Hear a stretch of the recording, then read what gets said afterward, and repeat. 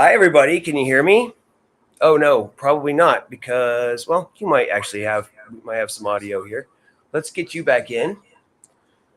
Okay. StreamYard kept the stream up while our entire internet was down. So let's see how we're doing here. Let's try just for fun. Yo, are you going to try to play it? Don't do it. I'm doing it. Don't do I'm doing it.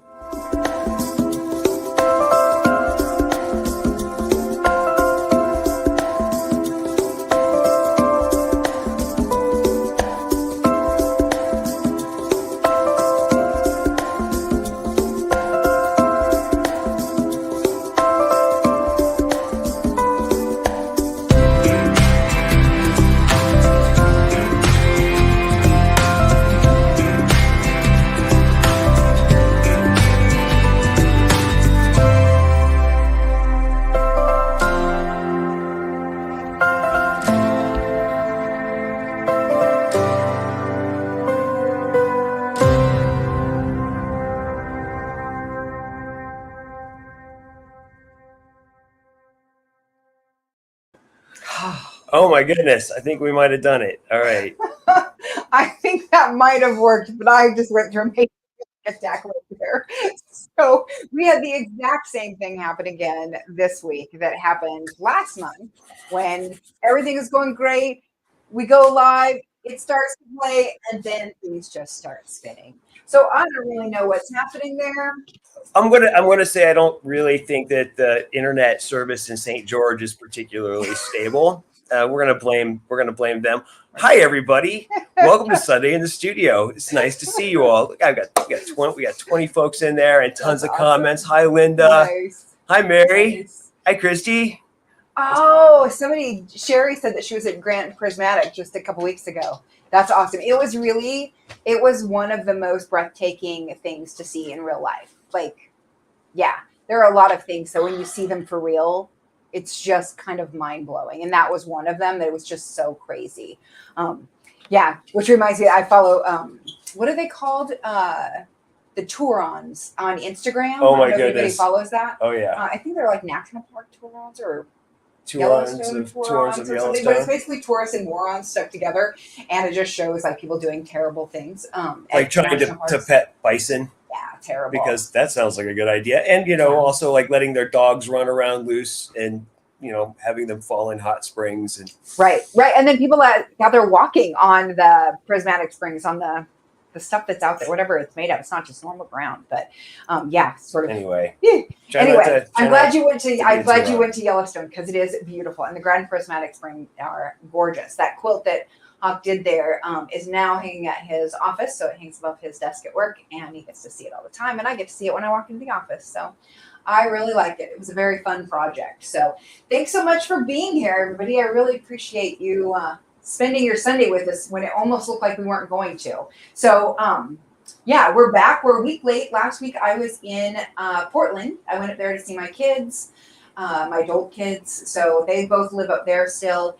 And so my daughter had come to visit a few weeks before that. And then I guess maybe a month before that. And then I went up this last weekend to see some family. My sister had a little get together at her place out in Seaside area. So if you're familiar with the Oregon coast, that's where we were at. And we, the three of us, went to Seaside. We got a hotel. We walked on the beach. Went to the aquarium. It was a very fun little actual family vacation, which we haven't done in years. So we were supposed to do it a few years ago when we were in New York on the big tour. And I caught COVID then. So my kids went to New York without me. I stayed sequestered on Long Island, and it was nice to actually get. Thank you, Linda Ling. There. Yeah, it was really nice to get some time to spend together with them. It's really interesting if you have adult children. It's a whole other thing to have adult kids. So, anyway, we want to share a whole bunch of stuff. Part of that is going to be from my trip to Portland. I went up to a fairly new shop. So when I was there, maybe I don't know, late last fall or something, early this spring when I went up to So Expo. I went up there and I stopped at a shop called PDX Solarium, and they had just opened at that point in time. So that would have been February. And I had stopped there and I did a little demo on sewing with Cuddle because he has a really nice selection in the shop. And I can't remember, I think we just did demos on like how to work with the stuff and different tools that you might need. So if you're in the Portland area, I will tell you, even if you're not, he has a really nice selection of cuddle there. I really like the way that it's laid out in the store if you're local. But he also has just a great selection of really bright, fun fabrics. So when I was there this last weekend, I had to stop by and I wanted to pick up some of this fabric. So this is what got me to show up. We'll see if anybody recognizes it. I saw Mary's here, and I know she'll probably recognize it. I say that when we're on the spot, but does anybody know what this is? So this is I know. this is PDX carpet fabric. So those of us who are from Portland, we kind of loved our Portland carpet, PDX carpet from the airport, and it was a big thing to take a picture of your feet at the airport and you were taking off. It was a very cool thing to do for a long time. And then they replaced the carpet. I don't even know how many years ago it was now. It's at least 8 or 9 years ago they replaced the carpet.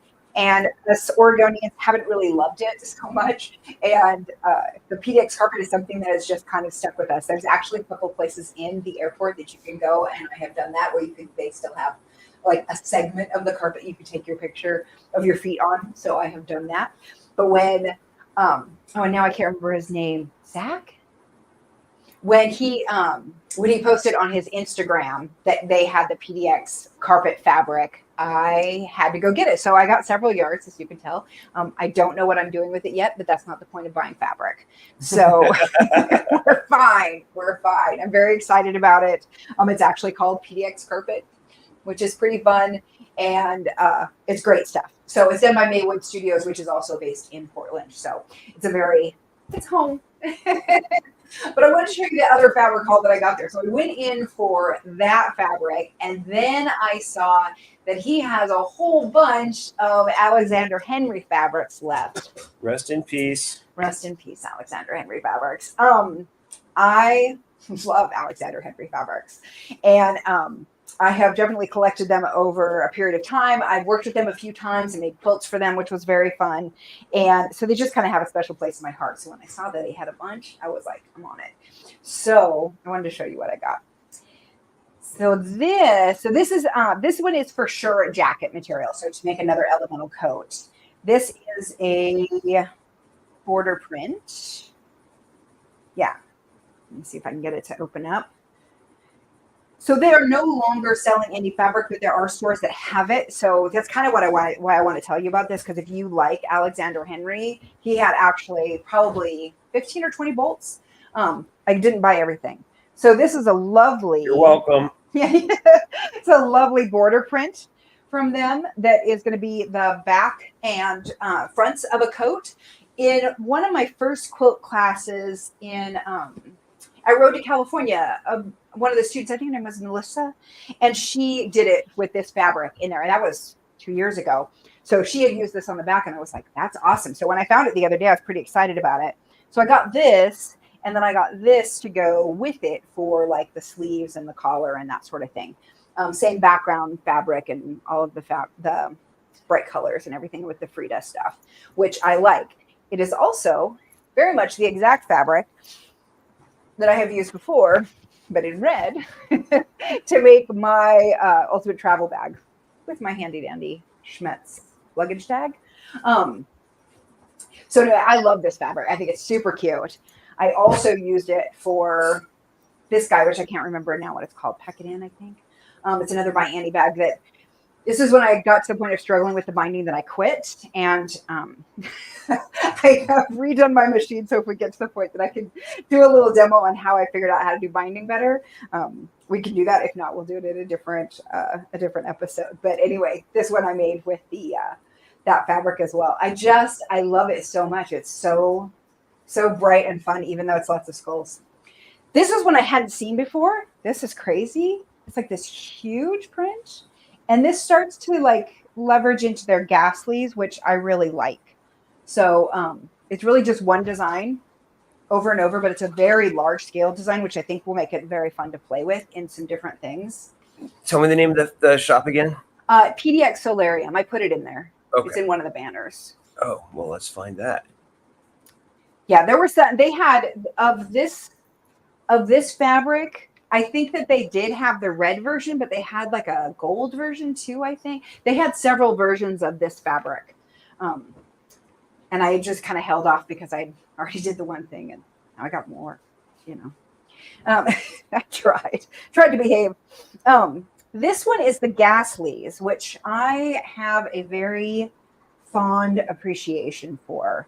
And I have done a couple of quilts for them using the Gasleys, and then I've just kind of collected it along the way. So they're definitely one that I absolutely love. And I've made, so I started with them. I think I started with the Ultimate Travel Bag because I'm one of those people like, I don't know, let's start with the big one. So I started with that one and made it using the Alexander Henry fabric. And then I started making the other ones with it after they announced that they were closing. And so then I've just been trying to use it up. So these I got specifically for more of the ByAnnie bags that I'll make. So this is one that I had a fat quarter of before, and I just absolutely love those big mean bees on there. So I've made, so this is their little heart fabric. I can't remember what I put on the inside, just solid. So this is the drop zone, and this one is a take a stand. This one and the open wide, which I couldn't find this morning, so I'm not sure what I did with it. But those are the two that I'm teaching over at Casey Maker next weekend. So I know that there's some people who will meet me there. This is the one that's the tool holder. Let's see if I can find the opening thing so it holds all the tools. I don't have a banner for that, but it's sold out, so it's fine, right? What? Casey Maker show. Yes. Yeah. It's sold out. Yeah, within 24 hours. It was crazy. And then this little bag that I made, and this is more Gasleys, which I just think is so cute. So anyway, so I bought more. So you can see this is all going to go together, and I'll have this huge selection of sewing stuff that is all Alexander Henry Gasleys, and I'm stoked. Okay. So that was a fun find. And then they had some more Alexander Henry fabric that was made for Pride, which was super fun. And just some super happy, lovely people and some rainbows. And then they're just dots in those, the rainbow colors. And then I got this Lucky Cat. Is that what we call him, right? I think that's what he's called. Oh, yeah.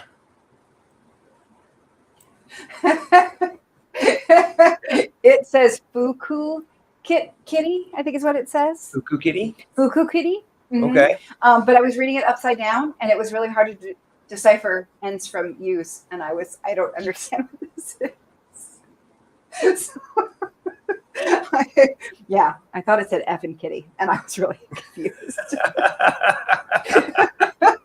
But it's not. Okay, so anyway, there we go.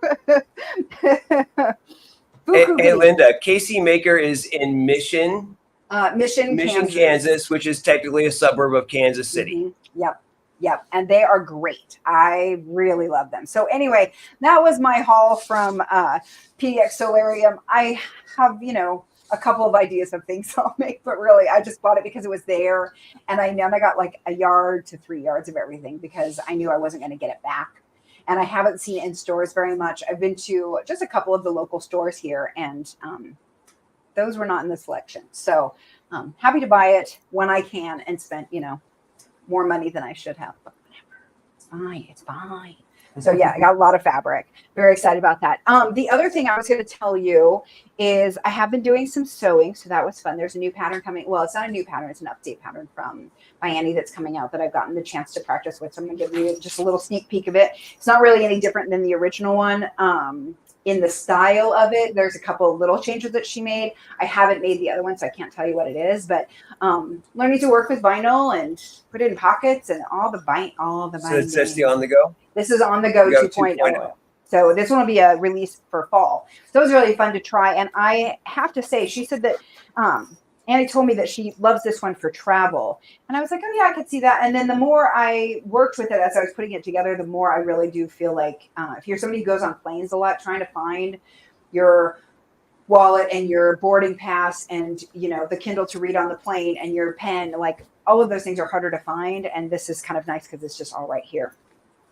So I'm looking forward to that pattern coming out. I will probably try it at least 1 or 2 more times, but that was fun. This is fabric that I picked up at Fab Fabrics here in St. George. And I really loved it. I didn't know what I was doing with it then either. And then she said, "Do you want to try a pattern?" I said, "Yes." But I used it. So there we go. All right. Do you want me to talk about the cards, Hawke? Oh yeah, sure. So let's talk about the cards, and we can talk about what Hawke is I'll doing. side by side us again. Okay. So so a while ago, and you probably saw it on the screenshot for today's episode, whatever we want to call it. The thumbnail for it is a picture of a sewing machine. And Hawke actually drew that for me. So I had asked him back when we were in Kansas City, and I had asked him, would you please draw a picture of the featherweight? And he said yes. And I thought he was going to draw a little picture, but then I realized that I don't really know Hawke that well. I think I did at that moment. Like, I should know better. You should know better. You know me. He will deep dive into a painting or an illustration so hard. And I don't know how many, you spent like 40 hours or something crazy on it. Yeah, maybe 50. It was a lot. It was a lot of hours. Every night after work, he'd come home and just draw and sketch and draw and sketch. So he made this picture for me, this illustration. I've been trying to figure out what to do with it and wanting to do some different things. And anyway, I finally got off my rear and made some cards with it. So we have those, and those are up on Etsy now. And depending on how well they sell, we'll keep making them, or we won't.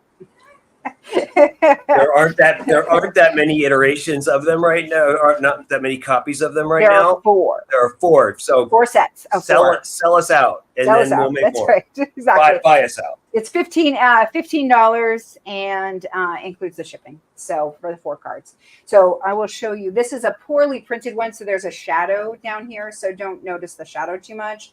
It is phenomenal. Okay, let me just say it is phenomenal. I actually have the original file sitting over here on this. So there it is. Yeah, there it is. So he sketched it all out on his iPad, and we have them in a light tan color, a pale gray color, white, and there might be a little detail. There might be some details. Yeah, I mean, look at like the grippy bits on what is that one? Oh, that's the presser foot pressure.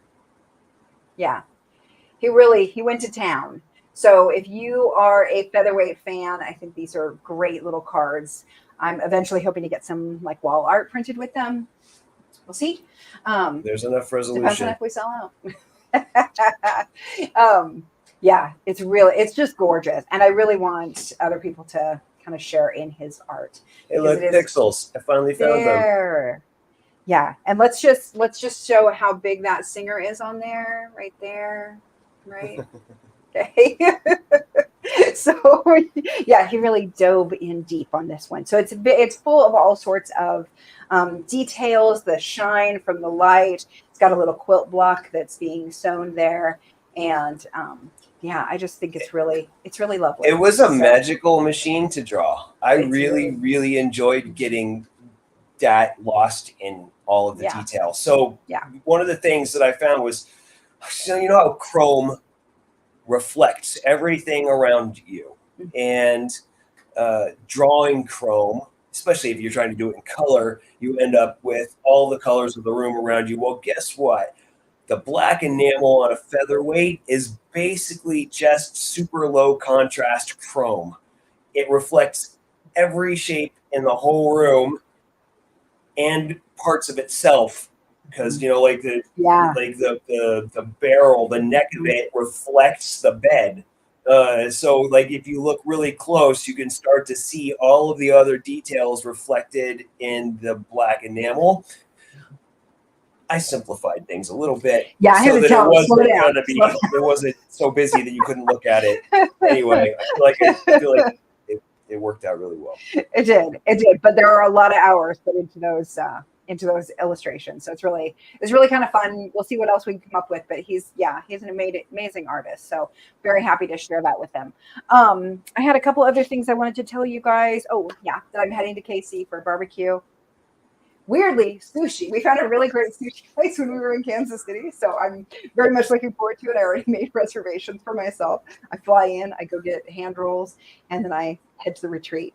I'll be in September. I'll be in Minnesota with GE Designs. I know that there are a handful of places left in those classes. I'm going to tell you dates, and I'm not sure that I'm right. I have them on the screen. Sunday. Okay. there we go. September 13th to 15th. I think Saturday that I'm there, and I am just going to be talking about ByAnnie patterns and sewing in general. And then Monday, Tuesday, Sunday, and Monday, whatever the 14th and 15th are, then I'm teaching 2 sessions of the elemental coat, which is, I moved my pattern. It's my coat pattern. You know it. And I'll be teaching that one. So I buried it somewhere. I don't. Oh, there it is. There's one. So I actually have bags here of coats to make, which is pretty funny. So here's one that I have cut out that I need to go quilt. And I made one out of a vintage. Well, it's a vintage looking quilt, which is kind of funny that it was just one that has a label like from a Kmart or something. But it was very well worn. So it looks very like grandma made it, but she didn't. Grandma's like rolling over in her grave. She might be. This pattern right here. We're going to teach this one. So I'll be teaching this and the 2 ByAnnie patterns at Casey Maker, and this at the Fam Fest, which you are still welcome to sign up for. The last I looked, there were 2 openings in one class and 3 in the other. So that was a few days ago. So there might be openings still left. Otherwise, I did open my workshop, my online workshop for that class. Yesterday was the kickoff for that. We're going to let it run for a month and try to get all of the bugs out of it. And then I will open it back up again September 1st. So if anybody's interested in taking that online, that will be available again in a month. So we had to kind of wait a little bit. I just want to make sure that it's working right. So I gave everybody the first time a deal. So if you're there the first time, thanks so much for joining me. We'll work out some kinks because that's the way it always seems to happen. And as we know, technology, it's a thing. We hate technology. I love technology. Also, I hate technology. So, with that, I'm going to send it over to you. Okay. Let's talk about technology and how you draw. Let's do that. Let's start. I'm going to solo you for a second. Okay. Because I would like you to grab the painting behind you and bring it up to the camera for me, please. Okay, so I'm going to tell you, this is one of my favorites. So this is one of his pieces. There we go. So I am completely fascinated with rockets. This is a part of a prototype rocket that's down in Boca Chica, Texas. I got to, its name is Hobby or Starhopper. It's made by SpaceX, and it was one of the first versions of their new prototype rocket to ever fly. It flew up 500 feet and it came back down and landed, and now they've immortalized it. Thus the name Hoppy. Hoppy the Immortal. Yes. Exactly. Anyway, when we were during the tour 2 years ago, almost 3 years ago now. Yeah. I was thinking quilt markets, right? Because we were in Dallas. Yeah. You had a show to do in Dallas. For whatever reason, I was able to step away on that show, and I drove the 9 hours down to the Mexican border to Boca Chica, Texas, on the Gulf Coast. And put you back on the screen. They're just looking at me. Oh, well, that's fine then. We'll just do that. There we go. There we go. Anyway, I drove down there, took a bunch of pictures. At that time, it was kind of the wild, wild west, and you could just walk right up to the rockets and stuff with your camera, and that was amazing. So from that, I got to paint that painting you just saw. Anyway, I'm definitely still interested in the Starship rockets. So that's what I'm working on right now. And I grabbed a screenshot off of some video from SpaceX proper. And I'm just working on a big drawing. Let me see if I can switch over to the other camera. There we go. So if you look on that, right now, I am definitely doing what I would call a value study. I'm just doing it basically like I did the featherweight. It's all just digital pencil. And once that's done and I feel like I understand all of my shapes, this is the whole scene, by the way. There you go. You can see that this camera angle is not my favorite yet, but we'll get it figured out. Anyway, there. So it's kind of hard to see what the picture is. Can you explain what it is? What's up at the top there? Okay, so let me actually see if I can switch over to a slightly different view. Because we're looking at something that most of us don't really look at anyways. Fair enough. And it looks like a bunch of gobbledygook. One thing I have definitely realized through paying attention to all of this stuff is that so much of rocket science is just plumbing. Yeah. 90% of rocket science is plumbing. So this is the tip of the rocket, and this is the tower, and it's being held up by, this is one of two arms right here. Later in this whole process, the rocket is going to come back down and land. I don't know if you know that, like Falcon 9 rockets, when they're done delivering their satellites to orbit, they come back and they land on drone ships. Well, this big rocket, which is like 6 times bigger than a Falcon 9, they're going to bring it back and catch it between two, they call them chopsticks.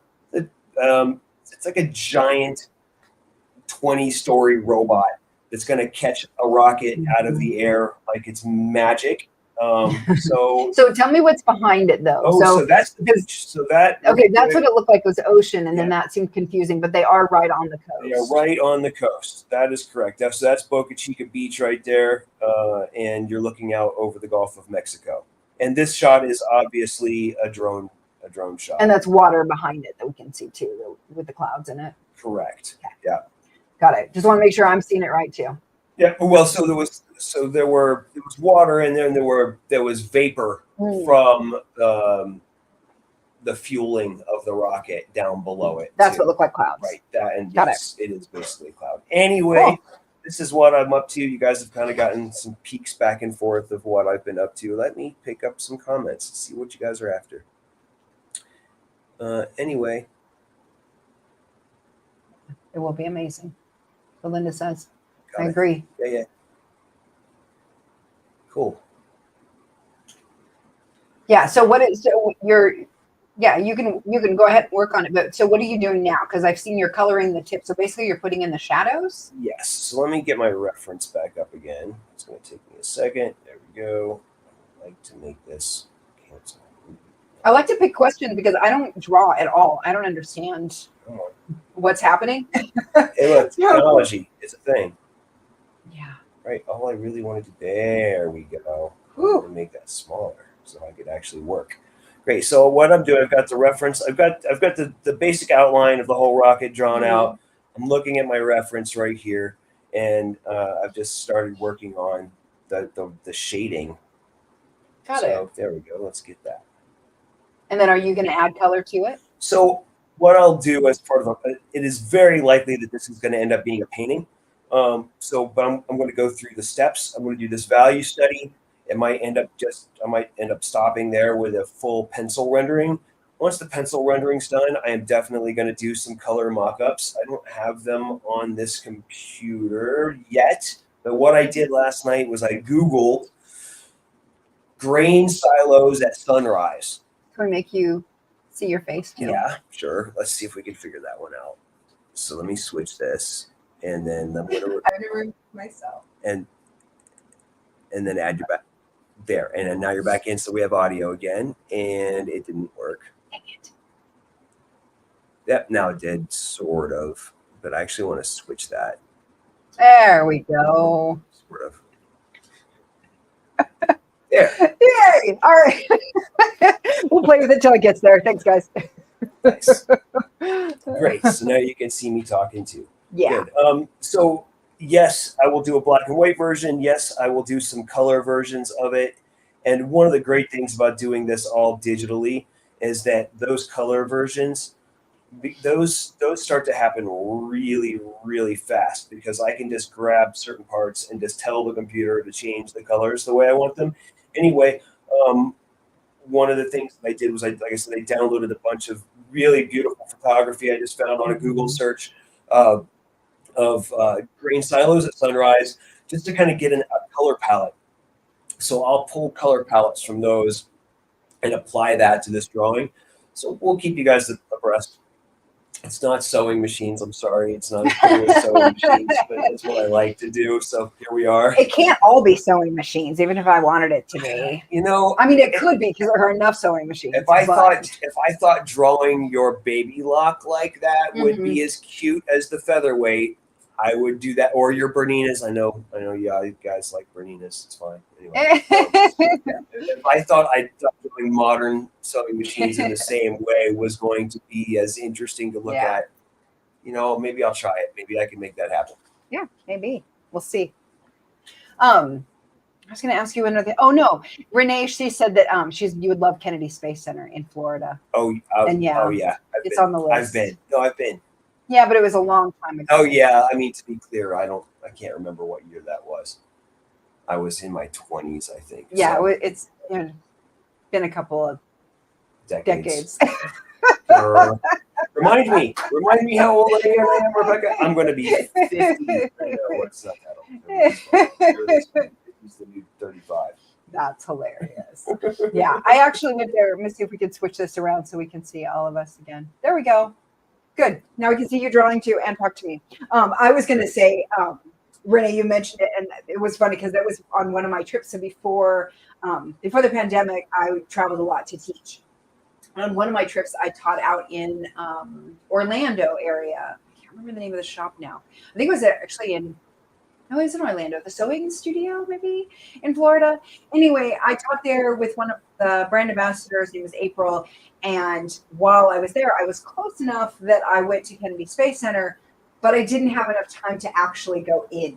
So I parked, I paid for parking, I went in, I bought a souvenir, I bought him a t-shirt and me a shot glass and left. So I have been there, but I have not actually seen much. So yeah, but sometimes when you're that close, like I can't just not see it. So I did get to, see some stuff at least. So anyway. I got to see the museum. I got to drive out and see the museum in Alabama, right? Yes. Yeah. What was that one called? That's the Air and Space Museum, maybe? Maybe in Huntington, Alabama.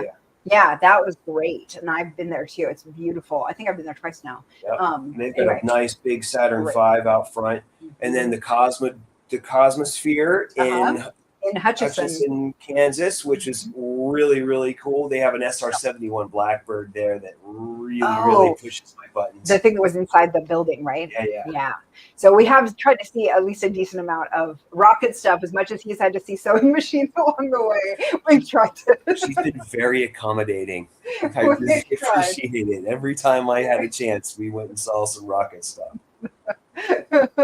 We did. It was great. So it's been very, very I don't know. It's been very eye-opening for me too, because I feel like Hawke and I have had this discussion, is that it's interesting how many different hobbies or interests that people deep dive into. And I know that I have deep dove into sewing and quilting and making and fabric and all of this sort of stuff. But then there are people obviously like Hawke, and there are a lot of them who are very obsessed with rockets and space and all that sort of stuff. And it's really interesting to me because every one of those hobbies has, I don't know, places that you go, things that you need to see, groups to be a part of. There's just all of this stuff out there, and it makes me feel like I could never learn it all. I really can't. And there's so many things that are deep dives into these things that he could tell you all about the different parts on the rockets. I will not bore you. I don't know, but I can tell you all the parts on the sewing machine. So it's just kind of interesting. It's always been, it kind of tempers my well, you don't know? Well, of course you don't. You have all these other hobbies. Oh, so. that gatekeeping nonsense right there. You know what? Of course you haven't seen the same movies as me. Of course you haven't read the same books as me. But I bet you've read other books that are awesome or seen other movies that are awesome. So when somebody's like, wait, you've never seen that movie? Right. And they want to judge me about that? Oh, yeah, that's not gonna fly. And it doesn't fly for anybody. You know what you know, and you want to know what you want to know, right? And, we all just got here. And there's so much to learn. So yeah, Linda said that excuse me, it's rocks, gems, and minerals for her. And that's Hawke's dad. And Hawke's dad's really into arrowheads. Your mom's really into rocks. There's a little crossover there. Yep, definitely. I grew up in Southern Ohio, Southern Ohio. Mom grew up in Southern Ohio. I grew up in the middle of Ohio, and there's a ton of Native American history there, indigenous history. And my dad and I would surface hunt in farmers' fields with permission and find arrowheads It was one of the first things I got to do with you guys when we went out there. We went and we walked the rows and looked for things, and I don't know what I'm looking for. I'm just kind of glancing around, see if there's something, even somewhat looks like an arrowhead. Pretty rocks. That's all you need. Yeah, but luckily Hawke looked over in my row and found an arrowhead. Damn, just like that. Do you remember? I do. The big It was great. It was great. I was so amazed because I was like, nope, didn't even notice it. I don't know what I'm looking for. I'm also still very new to this. So anyway, rocks and minerals, I do love, and obviously geology in general. Oh. And we have just moved to the red rock bleeding center of American geology. It is just so beautiful here. Every time we drive to work, between here and 5 minutes to the ByAnnie offices, there's a huge red cliff. We just drive straight toward. I look over at Teresa like, we live here now. Yeah, it's amazing. It's a beautiful view. It is a beautiful view for sure. And we've done a little bit of exploring. You got to go. Where did you go recently? Red Cliffs. I mean, the names here are not necessarily the most creative, but I went to Red Cliffs and headed out towards Silver Reef with the Jeep the other day, last Friday. It was so funny. The internet went down at work, and I decided that was my cue to get out of Dodge. Teresa was gone as well, so I was basically in the office by myself. I was like, I'm punching out all day, gone, and just drove off into the desert. Well, actually, it turned out to be a big elevation change. I ended up driving up probably 5,000 feet of elevation. Because you went up where we had been before, which is on your way to Bryce. You kind of go up and over. I don't know if it's still the Wasatch Mountains, but you go up and over some mountains. And Brian Head is up there, which is a big ski resort, which we didn't know about because we're not skiers. Speaking of deep diving into hobbies. But it is super, super high up there, and it was absolutely gorgeous. So Cedar Breaks National Monument was up there, and we got to see that, and then we went over to Bryce, and I think we showed pictures of that. It was phenomenal. So there's plenty to see. It is still ridiculously hot here, but it is getting cooler, so it's still over 100, but it's like 101 and not 110. The overnight lows are dropping, which is great. Yeah. So that's nice. So we're looking forward to September, October. I think will be magical. And then there's a place up there that's totally random, but there's a place up there that we drove through that has a whole bunch of aspens. Is that the right kind of tree? Oh yeah, aspens is going to be gorgeous when it starts to change. So I think it'll be really fun to explore. I love getting to see different parts of the country and how it is over periods of time. So that was an interesting thing when we went on the road tour because we kind of chased the seasons, I guess is how you would say it. So like when we left California in January, we stayed along the bottom of the United States to kind of stay away from winter. And then as spring came, we went up the East Coast and we got to see spring happening as we made our way up the coast. It was very interesting. And fall was that way too, that we were in Minnesota, I think in September, and it was gorgeous. And then we just made our way across to the West Coast and we're in Seattle when it was gorgeous, changing the leaves in November and then back down in December to Los Angeles. So we kind of just had chased it the whole time. So we got these long drawn out seasons, but we didn't really understand what it would be like in any of those places throughout the year. For a whole cycle, right? Right. So when we were thinking about where do we want to settle down after this, we didn't really know, besides the places that we lived, what the seasons actually were like. So for me, it's really nice. I know we were only in KC for a year, but we did get to see an entire year of what it is. What is summer actually like there? Totally different than here. Also, don't want to be outside, but for different reasons. It was a little muggier there. So very dry. It's a dry heat. I think Sheila's here, and I saw her embroidery thing the other day. That says it's a dry heat. And I'm like, it is. It's totally different. Okay. It is different. Anyway, do you have anything else you want to tell them? Gosh,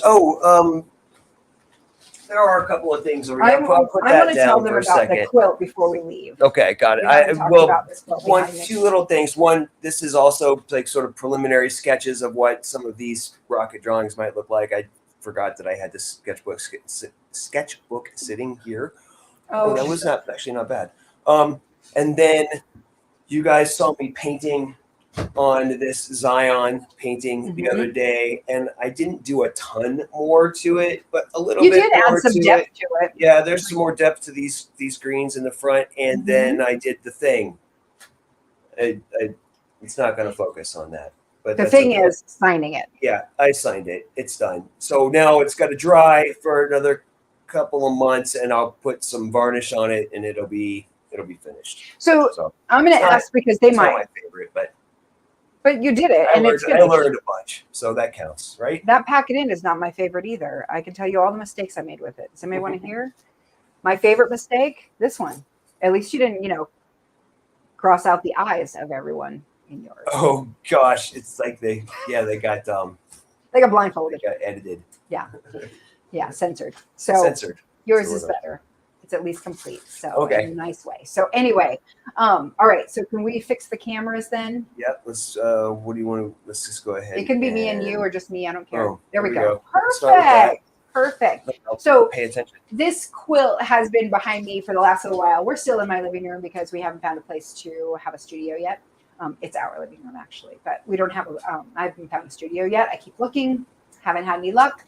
So wish me luck. And hopefully we'll find a studio that we can set up that I could actually just do regular filming in for tutorials and classes. That's what I'm trying to do. But anyway, in our living room, we have a space here that happens to exist when we put up the bookshelves. And Hawke's like, you have a bunch of quilts that are 50 by 50. I was like, I do, because I've been working on, slowly I haven't worked on them in a while, but I'm American Travel series that is just based on different places in America. And so they are all 50 by 50 so that they could be used for a show originally with AccuQuilt. And this was one of those that I had pieced for that or made it for it. You can't see... You could see these a little bit here. You can't see that these are actually pieced with triangles. That whole solid background. The whole background is actually pieced with triangles that are maybe like this big or so. And those were AccuQuilts cut. It was made from an old sheet, and then a whole variety of fabrics. You want to go rogue? Want to go totally dangerous? I don't know. It says that my mic is gone now. Because I didn't unplug the mic. I don't know. So my mic is gone. Can you hear me now? See?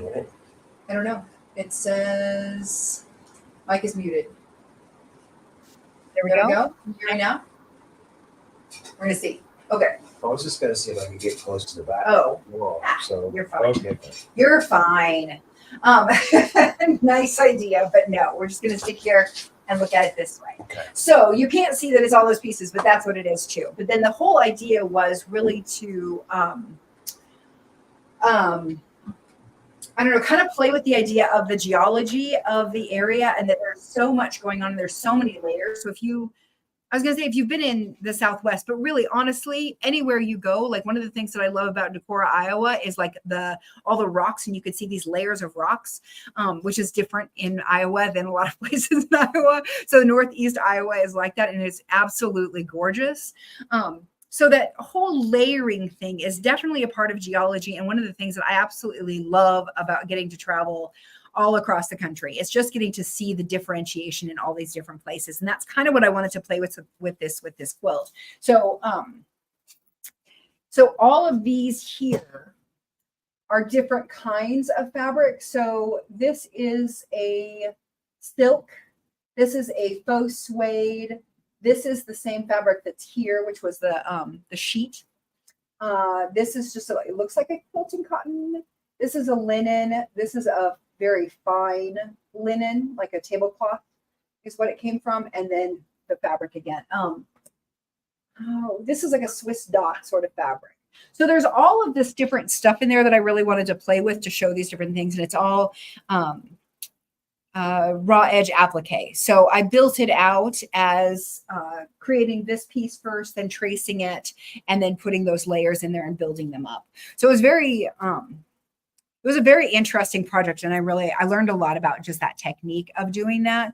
But the story behind the quilt is kind of funny, which, I was reading about it today, and that's what reminded me. Is that you're so close? You were so close. What did she say? She was thinking maybe it was the Grand Canyon. Oh, it's very close to the Grand Canyon.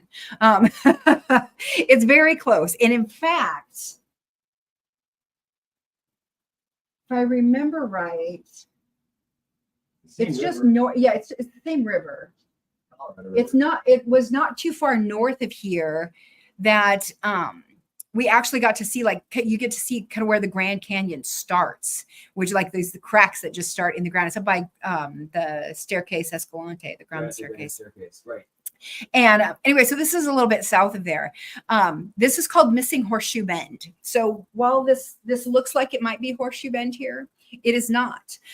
So it is both literal and allegorical. Is that the right word? So when we were traveling on our, I think it was just a trip that we took. Yeah, it was the one that we went up the west. We went through Zion and stuff. And we were on a trip in the Jeep, and we were just heading, like I said, through the Western states. And we needed to stop and use a bathroom. We were in a hurry. We needed to get, I don't even know where we were going. We were heading to Zion, and we wanted to get there.